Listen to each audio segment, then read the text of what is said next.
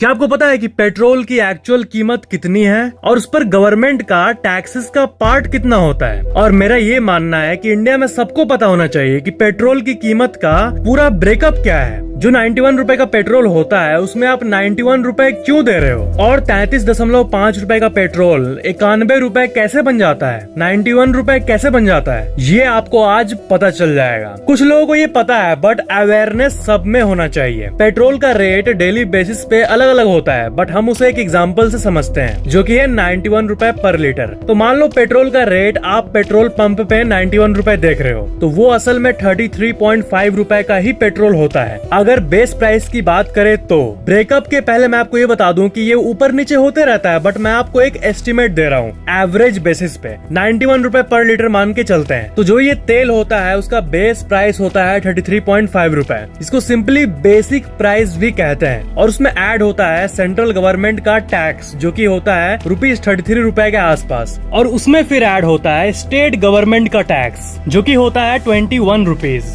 और फिर उसमें ऐड होता है पेट्रोल पंप ओनर का जो कमीशन होता है 3.5 रुपए के आसपास यूजुअली होता है, बट वो अलग अलग पेट्रोल पंप में अलग अलग ऊपर नीचे हो सकता है, बट एवरेज 3.5 रुपए होता है। मतलब पेट्रोल पंप का मालिक हर लीटर पेट्रोल पे 3 से 4 रुपए कमाता है। तो अब इन सब को अगर हम लोग टोटल करें ना तब आता है 91 रुपए। तो इसमें जैसा कि आप नोटिस कर सकते हो मेजोरिटी पार्ट तो ओनली टैक्सेस का बन जा रहा है, जैसा कि आप नोटिस कर रहे हो। पेट्रोल के इंक्रीज्ड प्राइस नहीं सॉरी पेट्रोल के इंक्रीज्ड टैक्सेस से गवर्नमेंट रेवेन्यू लॉसेस का मेकअप कर रही है। तो लोगों के मन में सबसे बड़ा कंफ्यूजन ये था कि क्या पेट्रोल इंडिया में लाने में प्राइस इंक्रीज हो रहा है, पेट्रोल का दाम ही बढ़ गया है, या फिर टैक्स इंक्रीज हुआ है? तो साफ साफ आंसर ये है कि टैक्सेस इंक्रीज होता है। एक्चुअली पेट्रोल का जो दाम है, जो बेस प्राइस है, उसमें थोड़ी उछाल आया है। तो ये था पेट्रोल का एक इंटरेस्टिंग सा ब्रेकअप। पेट्रोल के बारे में और एक इंटरेस्टिंग जानकारी मैं आपको दे दूं कि बहुत लोग मेरे से पूछते हैं कि पेट्रोल आखिर धरती में कितने साल और चलेगा। मतलब डेली इतना पेट्रोल यूज हो रहा है धरती पे, तो पेट्रोल तो लिमिटेड है ना। तो